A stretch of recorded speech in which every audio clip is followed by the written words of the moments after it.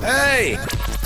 This is JJ and Alex. I made a name for myself, I told you I won't be denied. As you wrap up your day, it's time to get your fix of the teams you live for and the sports you love. This is JJ and Alex, presented by G2G Bars on 97.5, the KSL Sports Zone.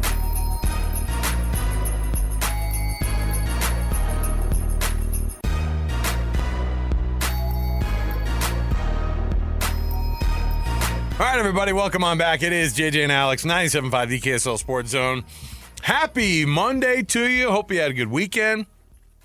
Hey, at this time next week, you're going to be hopefully not working. And that's going to be great. More importantly, JJ, are you guys out of school before Memorial Day? No. You guys still have extra after Memorial Day? Yeah. Who plans that? Come on, Jordan District. Salt Lake Let's talk about this. Salt Lake used to do that to us, too. Look. You're telling me your kids are done this week? Oh, yeah. Gosh, dang it. Yeah. But you already know this, too. Your kids are done, too. You just...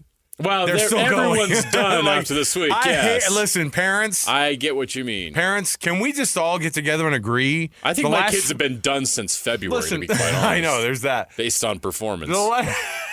The last 4 days of school are the biggest waste of time ever. Agreed. Put on Princess Bride and Neverending Story, and then let's just get this thing over with. Well, don't they have like some quota of like days they have to meet? Yes. And that's what it's all about. Whatever the days are, they got to get to. They're like teachers. I apologize to all the educators out there for my ignorance. I don't know how it works, but yes, there is a mandated number. Let's get this all done before Memorial Day. My favorite was, and my kids have been working on me for a few days, where they're like, "Dad, no one is going this week." Okay, and we shouldn't have to go either. And I'm like, go and do the stuff you're supposed to here, all right? And then they were like this. I get it. My kids are like, hey, the teachers are all, I know that Thursday technically is the last day of school. I can't tell you anything, but if you're not here, I can't do anything about that. Wink. Like, it's like the biggest, it's so weird. So, and all the parents, you know how this is too. It's a bittersweet moment where you're not, for me, waking up early, carpool, all the stuff, going to all the different things. I'm excited to see that stuff in the rearview mirror. I'm not excited to wake up every day to, I'm so bored, Dad. What are we even doing today? Oh, no. You know what I mean? You just reminded me of what's to come. I know. We tell ourselves it's going to be great, but I'm telling you, the next 4 or 5 days, the next week and a half, Utah parents, as the great Craig Bolerjack says, buckle up. Yeah. It's going to be a weird summer. Kids crawl out of bed at 2 p.m. in the afternoon, and they want to be fed, and so not bored. Just anything. Specific types of fast food that's not good for them. And they all want to know how you're going to entertain them and how much money you're going to give them. No, the answer is get a job, son. Yes. All right. Let me see here. What is that from? Oh, that's a Big Lebowski. Yes. Get a job, sir. That's the Big Lebowski right there. Yes. Let's jump into the program. JJ, you have a good weekend, man? Everything good? A lot of yard work. He's sore. I'm very sore. He's got a sore back from putting the trees in. A lot of you olds like me out there probably have had the recent experience of having to do a little landscaping, a little yard work. I planted 7 trees this weekend. Yeah. Not for me. 6 fruit trees and then one beautiful blue spruce hoopsie eye. Yeah, I'm really excited about that one. It's going to look good in the backyard. Had a pine tree die. I had to replace it. Yeah, it's tough to see those go. It is. Which is weird. Well, you know it's tough to get. Everything else, tough to see it go because you got to dig the stump out. I was going to say, when a pet dies, you can bury him in the backyard. When your tree dies, you got to dig it up out of the backyard. Yes. That's no good. And that was not good on my back. It's no good. So bear with me today. I'm getting through it. I forgot to take ibuprofen before I came on the show. Get some. We've got some generic stuff in the break room. I am suffering. All right. I might have to hit the break room let's between segments. You got it. Hey, our show brought to you by G2G Bars. All natural ingredients and no preservatives make the G2G Bar the perfect protein bar. Let's kick the show off officially as we always do at the cut. Let's do it right now. It's time for the biggest story of the day. This is what made the cut with JJ and Alex on 97.5, the KSL Sports Zone. And Trajan Wealth brings you this portion of the show. Also, TRAJANwealth.com, your trusted local needs and retirement, taken care of with the folks at Trajan Wealth. Christian, hooking up the wheels of power over there today, filling in for our producer Alex, who's normally here. Christian, you okay? Everything good? Is your back? You're not one of the olds, so you're probably okay. You still I have did a good do back. A lot of yard work over the weekend. Oh, good for you. But Good man. Sorry, See how he's not feeling it, though? He goes, yeah, I'm not sore. Because you're in your 20s, right? Yeah. Yeah, you get to be my age. One tree will do you in. I can't even mow the lawn anymore. Oh, listen, I take a lot of pride in mowing the lawn, so I'm okay. Back. Christian, thanks for hanging out, man. We appreciate it. Let's get into some of this discussion today. Now, I was thrilled to see. I mean, I like things getting mixed up. When your team's not in anything, the teams that we cover, they're not a part of stuff. I like seeing some conference finals that are different right now, right? Yeah. I like to see different teams. I like to see that it's not just going to be the same old, same old. I know that intellectually, I know the Oklahoma City Thunder are my former Sonics franchise, and I'm not supposed to like them. But there's something about, a team that's not even a mid-market. Can we say that? Like it doesn't even feel like a middle-sized market. It feels like Oklahoma City feels like a rinky-dink situation. Have you been to Oklahoma City? Yes, I have. Like, it makes Salt Lake City look like a thriving metropolis. We are. We are. At least we're growing. The market thing does not matter anymore. Too much is made of it. Look, outside of L.A. and Miami, and what other tropical, beautiful places are there in the NBA to live? Yeah. Like, these guys are making millions of dollars. They can have multiple homes wherever they want. Yes. Okay? So it doesn't matter where they play. They want to go play for an organization that is successful and it's going to pay them a boatload of money so they can go live in those nice places when they want to in the offseason. And guys can live in L.A. and fly their jet to Salt Lake City in an hour and be there for practice and go back home at the end of the night. Does anybody do that? Do people do that? Does James Harden, does he do that? Doesn't he have his own thing going on? I don't know. I don't have a list in front of me, but I'm pretty sure there's some guys in the NBA who have the ability to do that. They're making that much money. So the market stuff doesn't matter. And just look at the Final Four here. I know we've got the Knicks in there. I get it. Minnesota is not a destination. What? Indianapolis is not a destination. Oklahoma City is not a destination. So what? Those places have great basketball operations. They've built great rosters, and now they're going to win a championship, one of those four. And the Knicks have been bad forever. So this idea that just because you're in New York, you can be successful is not true.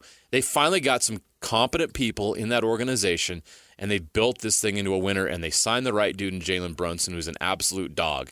But this talk about market and all this kind of stuff, blah, blah, blah, it doesn't matter anymore. This is 2025. You can be successful and you can be marketable anywhere. It doesn't matter. Whatever you're looking for, you can find. What matters is playing for the right organization and the right roster so that you're able to have this kind of success and take advantage of it. Anthony Edwards is probably going to become one of the biggest stars in the NBA right now and is going to see a lot of marketing opportunities come along.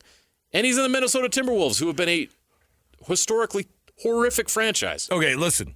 Bad, bad, bad.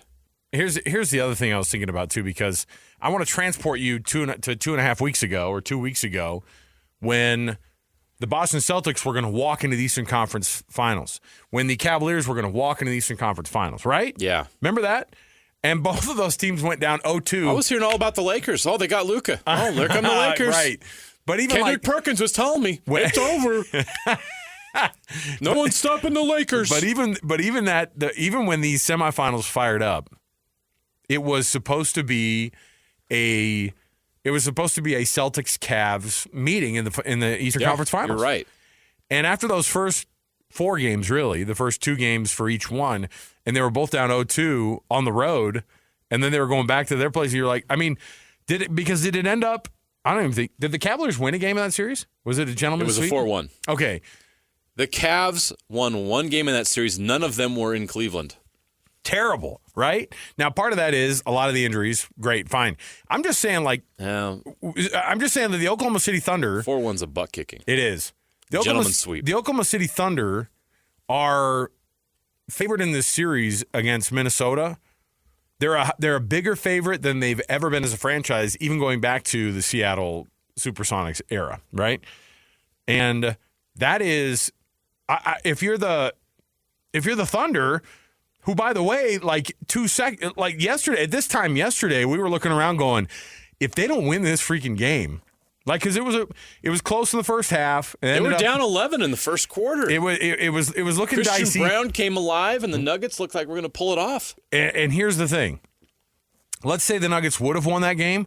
We would have gone, of course. They don't have any experience. That Thunder team is great, except for they're just too young. This is not their year. And then as soon as they beat them by 20, whatever, yesterday. 32. No, sorry, 37. Boy, 32. They had an awful second 32, half. 32. Yeah, it was bad. They ran away with it in the second half. And as soon as that happened, then we all went, oh, man, this Oklahoma City Thunder team's the best. I mean, just give it to them. Just give them the Western Conference Championship and get them in the NBA Finals. That's not how this works, by the way. Things are going to be very different. I'm not saying Minnesota's a juggernaut. This is the 6-seeded team. I told you when the playoffs started. Who did I tell you to look out for? The Warriors and the Warriors. Weren't those your two teams? No, the Warriors and the. I told you whoever wins T-Wolves? that Warriors-Timberwolves series could win the whole thing. Okay, and that's where we're at now. Do you trust Anthony Edwards more than you do SGA? What a phenomenal matchup, by the way. That two very tiny franchises are giving us a couple of the best guys in the NBA. Which, by the way, big strong guards. So you've got that series, then you have Indy and New York, which you and I grew up in an era when those two teams were playing each other every other year. It seemed like there's bringing the '90s back. It's going to feel like the '90s. I can't wait. I want to see when Reggie Miller's going to be calling the games. That's what I'm saying, and I want him to be doing some of the. I want him to be doing the choking. I don't think it's going to happen. Obviously. Well, the irony is the most clutch player in that series might be Jalen Brunson. Although what Tyrese Halliburton has done in this playoffs is pretty remarkable. But man, you got two clutch players going to head to head. Yes, that's a 7-game series in my mind, and I think the other one is too. I think the conference finals are going to be great, phenomenal. My question for you is: have we turned the corner on a new era of the NBA? We ask this all the time. But I kept this list in my back pocket for a minute, and I emailed myself and said, remind me of this.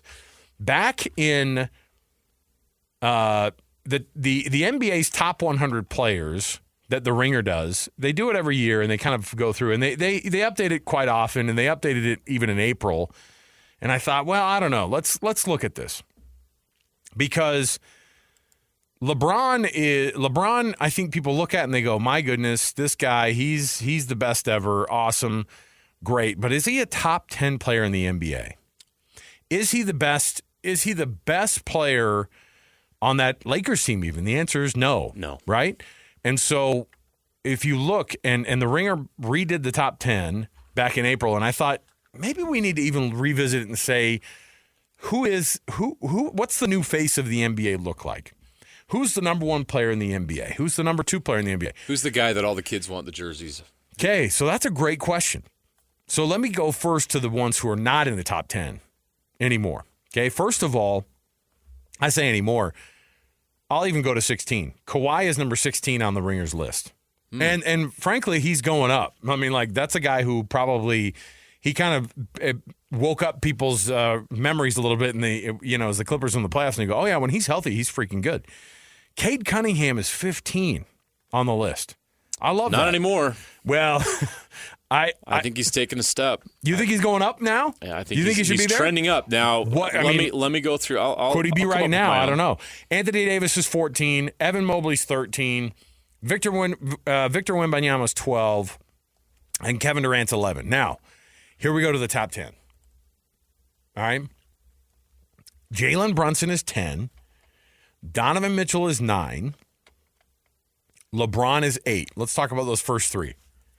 Is that the right estimation for you? When you go, again. Number 10 is Jalen Brunson, number 9 is Donovan Mitchell, and number 8 is LeBron. Is LeBron disrespected at 8?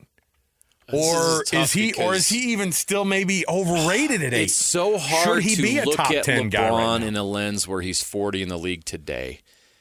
I don't think he's top 10 today. But it's so hard to say no because of the fact that you can make a very good case and argument, and I know all the olds like me are going to panic when I say this, but you can make a legitimate argument that he was a better all-around basketball player and has had more impact on the league in this era that puts him ahead of Michael Jordan in the all-time list. He's the all-time leading scorer in the NBA history. In the NBA's history, he's playing at age 40 like nobody we've ever seen. The longevity is unmatched. Right. I agree. But does that make him the best player currently now in the league? No, that's my point. It's hard to look at him differently. But the truth is right now he's 40 years old, and he's just not in that top 10 list anymore. And I know I have some, there's people that cover the NBA listening right now, and there's some people that are friends of mine that be like, you're crazy. LeBron's still top 10. No, I don't think he is. So I would put him below those guys. Okay, they have Anthony Edwards at 7. That feels like an underrating to me. Too low. Are we overrating him, though, too early? The guy's only 23. This is his 4th season in the NBA, JJ. That's why it's so crazy how good he is. Because he's so young. So you've got Anthony Edwards. Would you put him ahead of the number 6 guy, who is Steph Curry? Steph Curry is he's going to go into his 16th season next year, by the way. That's bonkers. Don't you feel old now? Yeah. He's going to be 38 next year. Do you look at Steph Curry and think that he's ahead of Anthony Edwards, which is where they have him right now in the top 10 ranking in the NBA? Edwards is ahead of Steph Curry. Oh, boy.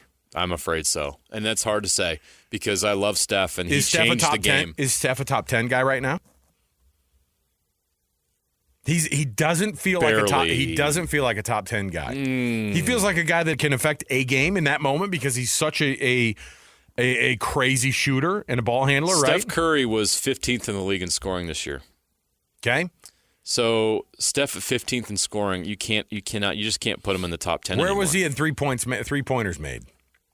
Now he had some time he was out, right? 3-pointers made. Including the playoffs. And so that's tough. But Steph Curry, we've definitely seen peak Steph Curry is no longer part of our world. That's not a thing anymore. He's not right. The best version of Steph Curry's in the rear view. And your point is fair. Is there's a new generation of players that are becoming the top stars in the league. By the way, Steph Curry's second in the league in 3-pointers made per game at 4. That actually Gary Trent Jr. actually led the league in that stat, but obviously, Yeah. Okay.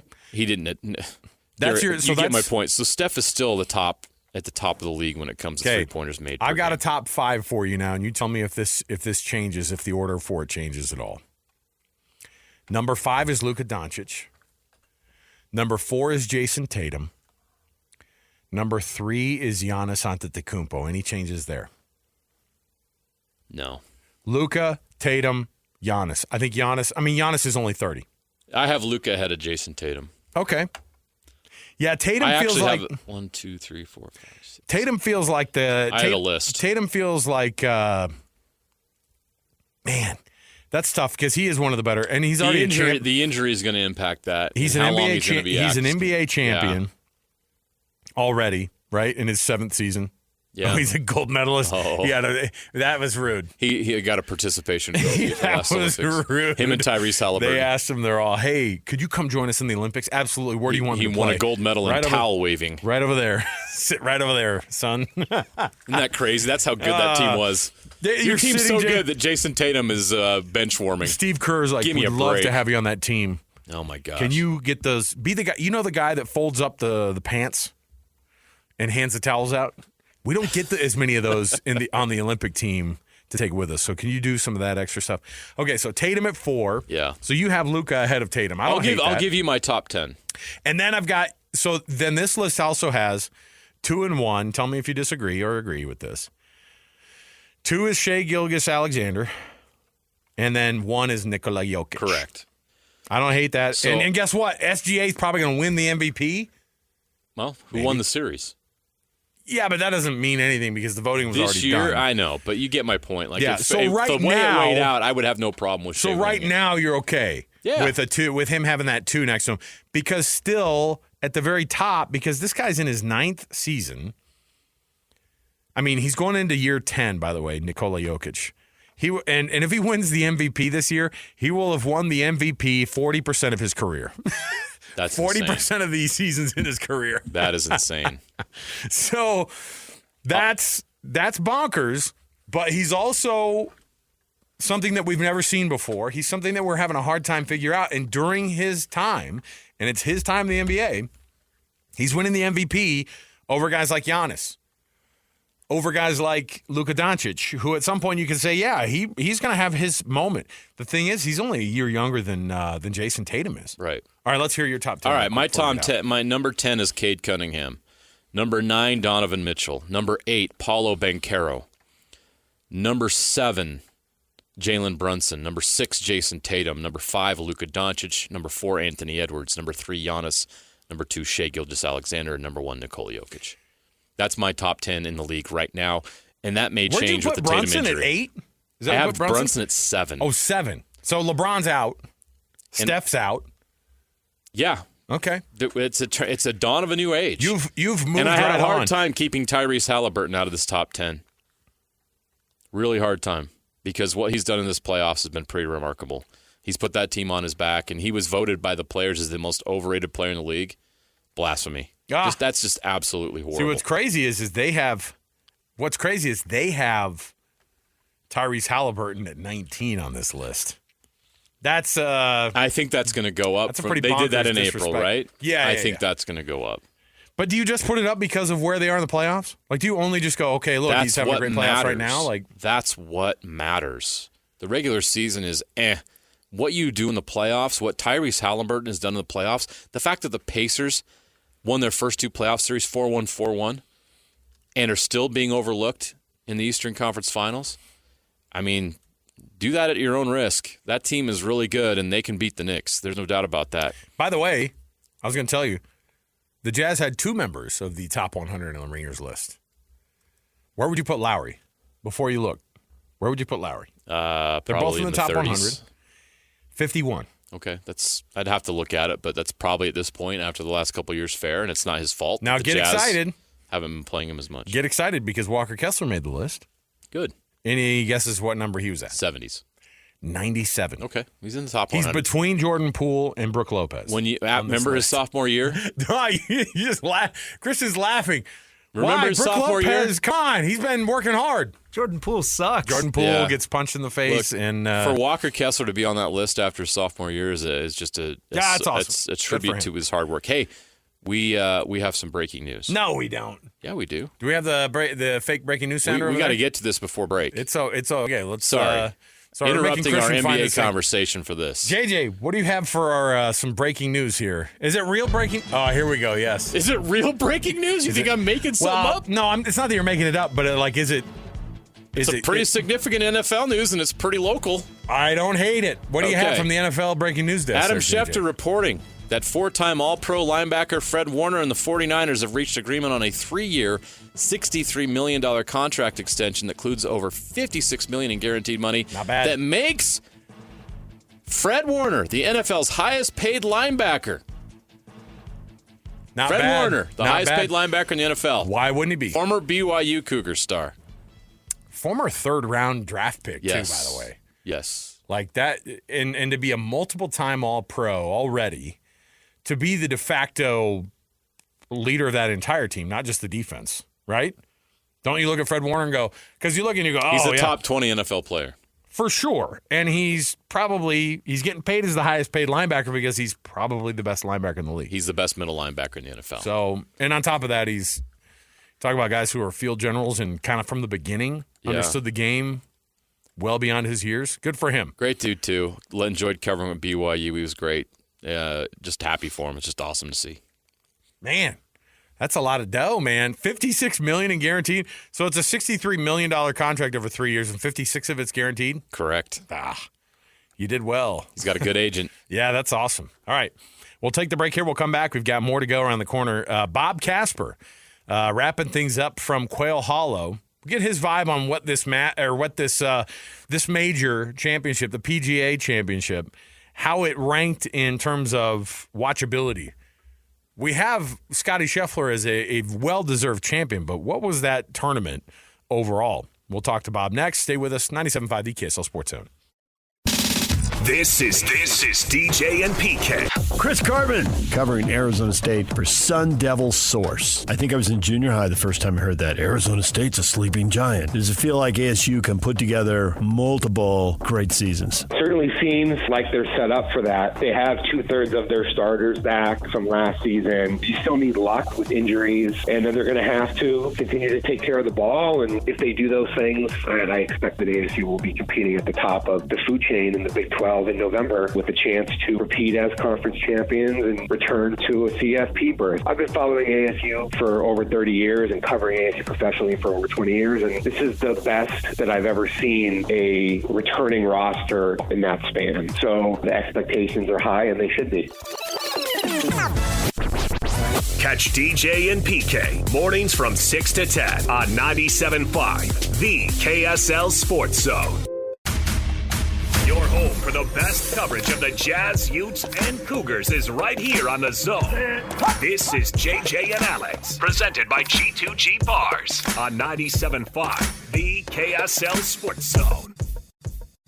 This PGA Championship update is brought to you by Mountain Land Supply, Zions Bank, Black Desert Resort, Hoops Vision, and Siegfried and Jensen. Now, here's Real Golf Radio's Bob Casper.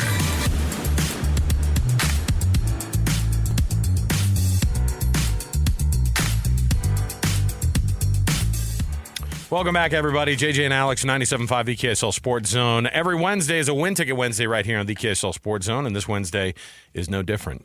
Win tickets to Judas Priest and Alice Cooper coming up at Utah First Credit Union Amphitheater. That's where you'll also going to find our next guest is Bob Casper, who's going to be big time at the Judas Priest and Alice Cooper concert, right, Bob? Oh, that's funny. I can hear you right now just singing Breaking the Law, Breaking the Law. Hey, listen, hey, you're ineligible. You can't win on Wednesday, Bob. You're too close to the station. Sorry, buddy. Yeah, that's okay. Well, as we wrap up the coverage of the PGA Championship, certainly we're watching history with a guy like Scottie Scheffler, who, I don't know, we get really caught up in the recency stuff, Bob, where we go, man, this guy's good. But, it's right now, and he's also won 3 majors. We certainly have people who have a lot more, but from a golf history standpoint, have you ever seen anybody at this age, under the age of 29, I think it was only Jack and Tiger, who have been as consistent and as good, and it's not just winning, Bob. He's kicking everybody's butt. Yeah, 15 wins and 3 majors by the time he's when he's 28, and Jack and Tiger are the only ones that have been able to do that. So they're remarkable players and the best in the game. And Scottie Scheffler has kind of really taken hold the last few years and been able to do what those guys have done. So it's pretty cool. Scottie Scheffler was asked yesterday, now what are your goals? What are you thinking about majors? What are you thinking about wins? And he goes, you know what? I just put my head down and compete and play and try to keep knocking off and notching championships. So I expect Scottie Scheffler, with the way that he thinks, I think he's going to win a lot more, and he's got 20 years. He's got 20 years of competitive golf in him, and you're just going to see a lot from Scottie Scheffler where majors are concerned too.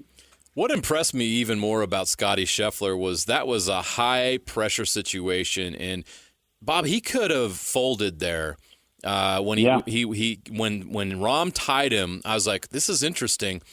What Scheffler did on the back nine, and everyone else, Rahm struggled. We saw Tony Finau struggle on the Green Mile. Yep. Scottie turned it up. That really impressed me and showed me a lot about his mental toughness. That when times are going tough, he just was able to flip some kind of switch. What is that? How are the great elite golfers able to do that when things are not going well, to just kind of flip a switch and get back locked in? Because most guys flounder. Yeah, there was a couple things that happened. He shot 2 over the first 9 holes, and when he got to the back 9, both days, Friday or Saturday and Sunday, he switched into a more consistent mode of play and was able to make 3 birdies on on Saturday or on Friday, and 2 birdies and an eagle on Friday, and it when everybody else was struggling with that back nine, he seemed like those were the holes that he was going to take advantage of, and he did take advantage of. So that just goes to prove that, when you get behind the 8 ball, he just puts his head down and he just moves. He mentioned that, and his caddy, Ted Scott, mentioned that they got through the 9th hole, they were on the 10th tee, and he kept missing his shots left off the tee. And he said to Scottie said to Ted Scott, he goes, "Do you see anything in my setup, or do you see anything that's helping me or making me hit it left?" And Ted said jokingly, "Just aim a little bit further right." So that clicked off something in his mind, and he checked his alignment, and his shoulders were a little bit open. And when you get a contrasting alignment prompt over to the left too much, which his shoulders were, then he was hitting it left. But he squared up his shoulders a little bit more, ripped it right down the middle of the fairway, made a birdie, went back on top by 1 shot, and then really started to put the hammer down. The rest of everybody else seemed very, very mediocre. I mean, that's how you, have the type of win I think that Scheffler had. It wasn't, people were just melting down around him. One of the guys who ended up having a bad last 2 holes was Tony, who was having a phenomenal tournament. I mean, he was going to be a top 10 finish. He was going to be right there. I'm watching. I'm just going, oh, good for him. He's right there. Loses about $500,000 in prize money in those last 2 holes, which have been kind of killing everybody all weekend, but goes double and then bogey to finish, goes +3 on those last 2 holes, which again was something a lot of people were doing. But regardless, Tony finishes top 20, and it was one of the better showings I think by Tony Finau this year. Yeah, Tony's played some good golf, but he's been pretty kind of up and down as far as his play is concerned. He'll play 2 or 3 really good rounds, and then he'll have a bad round. Or he'll play a good round, bad round, a good round, a bad round. So a lot of it has to do with what his driving, his ball striking, approach to greens, also his putting. Well, his approach to greens kind of figured themselves out last week, and his putting was pretty decent. What he did struggle with was a 2-way miss. He was missing it right, and he was missing it left, both. And then you come down the stretch on those last 3 holes. Those last 3 holes are extremely difficult, and that green mile has taken its toll of many, many players. Unfortunately, it did with Tony, but it was a good tournament for Tony, and yeah, he would have loved to have finished a little bit better. But you know what? I think this is going to start off a good stretch for Tony going forward. Now we have the U.S. Open to look forward to. Obviously, there'll be some events in between, but what are you looking forward to as the U.S. Open approaches, and what that tournament could be like after watching what happened in the PGA Championship? Well, it's a tough golf course. They're only going to play at about 7,300 yards, but the rough's going to be deep. Fairway's not too narrow. Greens are going to be super fast and slick, and if they get warmth back there, then the golf course is going to play pretty fast and pretty hard and pretty firm. So the guys that are going to play well on it are going to really understand the greens on that golf course. They're going to be fast and they're going to be difficult. And then, it comes down to getting the ball in play off the tee, driving the ball well, and approach shots to the greens. So the USGA, unlike the PGA Championship or Augusta, the USGA kind of knows what they're going to do with their golf course. They're going to set it up extremely difficult. They want to protect par. They say right now, we don't necessarily want to protect par, but the members there at Oakmont are really trying to get them to make it really, really, really difficult, so these guys can't break par. Whereas in a PGA Championship, they set it up at the beginning of the week. They know what it's going to be, and they don't care if the guys go out and shoot 10, 12, 14, 18, 20 under par. They just want to provide a really, really good test. So, but I think it's going to be a great event. We talk about Rory and Scottie. Rory winning, of course, the Masters. Scottie now winning the PGA Championship. Two different mindsets coming out of their wins. Rory took a couple weeks off and didn't play until the week before at the Truist, the week before the PGA. Scottie's going to continue playing. He'll probably play the next 2 weeks, which is at Colonial. He'll play in Fort Worth, which is basically hometown for him. Then he'll play Jack's event, take a week off, and then probably play the U.S. Open. So I like the thought that Scottie's going to continue to keep playing, take a week off and rest and get ready for the U.S. Open, because that's going to be a really, really tough week. This is the Oakmont that's in Texas, right? Yeah, is that going to be? No. Oh, a different one. Where's it at? Oakmont is in Pennsylvania. Oh, okay. There we go. It's in Pennsylvania, Pittsburgh, Pennsylvania. Yep. And what's the history there? Is that like a lot of? Have there been a lot of events there? Yeah. There's been 10 of USGA events at Oakmont throughout the years. It's one of the anchor sites for the USGA currently. Also, Oakmont, Johnny Miller shot 63 there to win. And in the final round, we've had DJ Dustin Johnson was the last winner at Oakmont. It's a really, really good golf course, really tough golf course. In fact, most everybody says it's the hardest golf course in the world.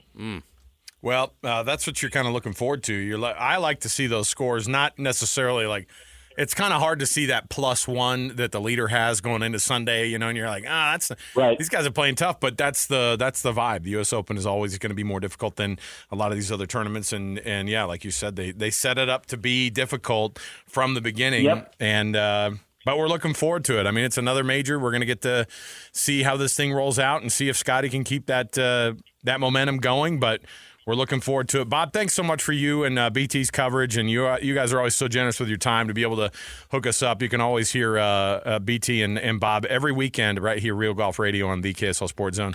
Bob, thanks, man. We appreciate it, and have fun, and we'll check in with you again. Okay, guys. We'll talk to you next month from Oakmont. There you Sounds go. Good. Oakmont Country Club. Yeah, if Scottie wins at Oakmont, he'll have 3 of the 4 majors before the age of 30. Not bad. And the Open Championship would be all that would remain. Yeah, it's he already has 2 green jackets. It's insane. That was crazy to think that like the first 2 majors that he wins were both Masters, right? That's the one where like everybody's having a hard time locking that one up. And Scottie doesn't look young. No. So it feels like he's been around forever, but he hasn't. And he's got a long way to go, and he's not even at his peak. Everybody was he was carrying his kid around, and then he had to go sign his scorecard. And he's in the little, what's funny is you have these really nice places, and then they do the scoring, they like sign the scoring card like in a trailer. There's like a guy there on a laptop in the trailer. He puts his son down on the ground so he can sit and sign the thing, and he doesn't have anything to give to him to play with, so he hands him his yardage book. He hands him the yardage book. He's like, gets it out of his thing, hands his kid his yardage book, so this kid starts flipping through the weirdest thing to try to keep a kid entertained. Hey, ever. He's a dad just like the rest of I us. know. That's good. All right. Appreciate Bob and Bob Casper and Brian Taylor do a phenomenal job. Nobody's better. Radio, just great info. It's awesome to be able to have the access to those guys. All right, we'll come back. We've got a couple things going on. When we return, it's, of course, that time of the week for us to get into the Weekend Warriors. People who won the weekend here for us. Stay right here. More to go. 97.5, the KSL Sports Zone. Accessing. This is Hans Olsen and Scottie G. Kurt Heelan from NBC Sports and ProBasketballTalk.com. Ultimately, if you're in a market this size, you need a break. And this lottery did not give it to you. And it hasn't under this new system. I mean, look, Detroit turned it around this year because they'd gotten the number 1 a few years back with Cade, and they made some smart moves around him. But this is the 3rd straight year the team with the worst record has fallen to 5th. The league has to reconsider how they're doing this lottery. I get that this was a reaction to the tanking of the 76ers and the process. But if the team that's got the worst record keeps landing this deep. It's not okay. They need to do something to give these teams like Utah that are not perpetually trying to lose and give them a chance. Catch Hanson Scottie weekdays from noon to 3 on 97.5, the KSL Sports Zone. Accessing. When TV and radio collide. Love it. Wow. This is what you get. You're listening to JJ and Alex, presented by G2G Bars. Don't touch that dial. On 97.5, the KSL Sports Zone. Fires the three straight away. It's online, tumbling in there. Cha-ching, a Thunder money ball. SGA's got 35, and the Thunder have a Game 7 win, up 114-76, 7:40 left. Timeout, Thunder. Ah, yes, there you go. Punching their tickets to the Western Conference Finals.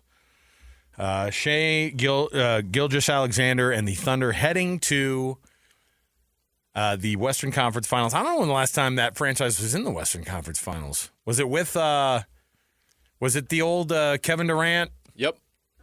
2016, I believe. Let me confirm that, but yes. What's crazy is 2016 doesn't sound that long ago. Wait. No, they had a Westbrook only appearance. Ooh. How? It was after Durant left. Let me confirm that. Was that his MVP year? No, I'm wrong. It was the last year that Durant was there. Remember he lost in the conference finals, and that's when he made the decision to sign with the Warriors. Is that who they lost to? They lost to who did they lose to? Minnesota? They did lose to the Warriors in the conference finals. Or to the Warriors. That's why. Yeah, Yes. yeah. That's why. Then everybody's like, "Oh, nice bandwagoning," and everybody looks around. That Warriors team was the 73-9 Warriors. They lost. And what did they do? They lose to the Cavaliers. Yeah, and so what do they do after that? They We go gotta out and upgrade. get Kevin Durant. And then the dynasty fires up. Yep. That's the end of it. My goodness. So there you go. There you go. SGA and the Thunder. It's going to be a crazy conference finals because it's easy to say, well, of course, you got the number one seed in the West, the Thunder. They were just unbeatable this year. The Nuggets were the Nuggets. Never in my wildest dreams would I have thought they would have given them that much guff, right? Except for they have the best player in the. They got Jokic. They won Game 1. Healthy Aaron Gordon They was stole like, home yes. court. Mm-hmm. They pulled off that Game 3 win in overtime. Mm-hmm. I mean, that Nuggets team is tough. They've won a championship before. I know they don't have all the pieces they had when they did that 2 years ago, but for the Thunder to get over this hump was massive for them because the Nuggets were a formidable opponent, a legit title contender with Jokic at his best. Did you see that they figured it out? Did you see what they said, too, about the whole thing? They were like, or they asked Jokic about it. They're like, hey, is this core good enough to win the title still? He goes, if we were, then we would have. Yeah. Again. That's fair. That's a fair assessment. You can't just go, well, this year we didn't play that great. Oh, it was just injuries. I think if you're Cleveland, you can go, man, what bad luck. Right, you can explain away a little bit of what your performance is like. But I think even at 4, when you lose a series 4-1, it's more than just the injuries. It's for the Nuggets. The Nuggets were injured. Well, you said it. Boy. What's the farthest he's been in the playoffs as the best player? Second round. But the Nuggets pushed it to a Game 7, and they had the injuries. Yes. Right? Jamal Murray was not 100% throughout the series. Aaron Gordon pulls up lame after Game 6. You were already thin. I mean, they really were only 6 or 7 guys deep in their rotation. Right. Guys that you really could count on. I think they played more than that yesterday, but they had a lot more guys in that play, but their true rotation wasn't that deep. I mean, they were depending on Russell Westbrook to play 20-plus minutes.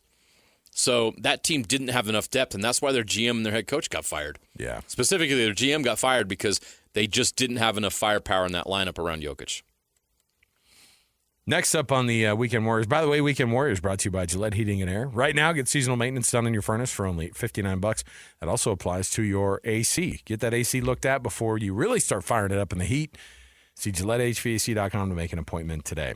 Scottie Scheffler wins his third major. I think that everybody knows that it's not going to be his last, certainly.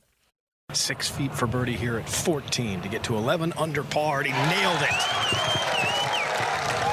Sound travels better across the water. They can hear that all over Quail Hollow. That did it. I mean, really, like you were saying, he and Rahm were at 9 under at one point, both together there. And then Rahm started to melt down, and then Scottie Scheffler does what champions do, which is put the old foot down on the neck, and then that was it. The Florida Panthers have moved on to the Eastern Conference Finals thanks to the killer series against this Toronto Maple Leafs team. And I'll tell you, the poor Leafs can't get it done, but Florida does it. Here's what it sounded like. A turnaround shot, they scored! It's Reinhart from the high slot. He lets it rip. He wasted no time, and the Panthers have a 5-1 lead with 10:36 to play here in the third. Sam Reinhart adds to the lead. How about an absolute butt-kicking oh, my gosh. On the home ice of the Toronto Maple Leafs, who, by the way, Brad Marchand, I put him on there because he's had 5 career Game 7s against Toronto, and he's won every one of them in the playoffs. Isn't that an insane stat? It's bonkers because he grew up a Leafs fan, and then I was just a Leafs killer, right? So that's unbelievable. Okay. You're officially out of the show. You have a 5-minute penalty. Good. I wanted to go home today early anyway. 5-minute major. 5-minute major for JJ. I planted 7 trees this week, and I'm trying to get out of work today. Freaking joke. Sorry. Good for you though. But 5-0 against the Leafs in Game 7s. Just himself. Just 4 him. of those with the Bruins and 1 with the Panthers now. They trade him to the Panthers mid-season, and the Panthers were like, look, if we face Toronto, we need one guy, and we're going to get him. Well, how about the Panthers at the trade deadline, not being content? The defending champs go out and get Seth Jones and Brad Marchand at the deadline. And who scores in a Game 7? Seth Jones and Brad Marchand. Crazy. That's why they're going to win another cup. Oh, whoa. Yeah. My kids are big fans because we went to that one game down in South Florida there, and they're like, oh, yeah, if it's not the Mammoth, then it's us. Then it's the Florida Panthers. That's our second favorite team, of course. You got to set them straight. You can't have a second favorite team. I can't. I have to tell them, too. That's ridiculous. You got to tell kids can't have a second favorite team. You know, when we were kids, it was like this. I have an NL team and I have an AL team. I was always like, what? I hated that. You know, there's kids like that. I've got an AFC team and an NFC team. Just to cover all the bases. Here we go. And then finally, the WNBA had a massive weekend this weekend, thanks to this play. And look out, Caitlin Clark pushes Angel Reese, and Angel Reese gets right up into Caitlin Clark. Afterwards has something to say as Clark walks away.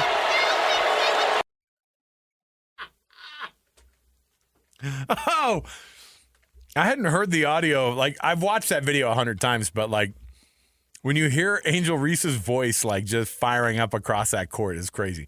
Best thing Clark walks away. There it is. I mean, that's like it sounds like your mom yelling at you to get back in the car, yep. Like, you know, when you're you're on vacation or something. The WNBA needed that. Some Angel Reese and Caitlin Clark fire. Caitlin Clark makes that foul, and then she immediately walks away like, "Oh boy, this is not good. This is not going to be good for me. I don't want this vibe." But she got it.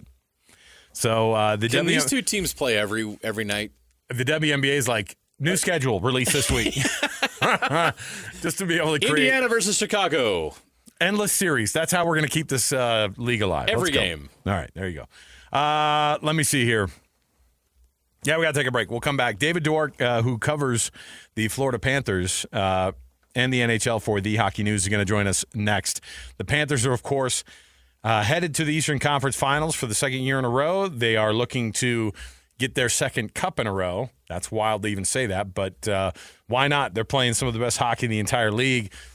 The problem is they're going to have to go through the Carolina Hurricanes, who are having a really, really good playoffs as well. They're playing peak hockey right now as well. You've got everything set. Western Conference, Eastern Conference. You've got the 4 teams down to who's going to try to get to that Stanley Cup final, and we're looking forward to it. We'll chat with David Dork next. Stay with us. More to go. 97.5 The KSL Sports Zone.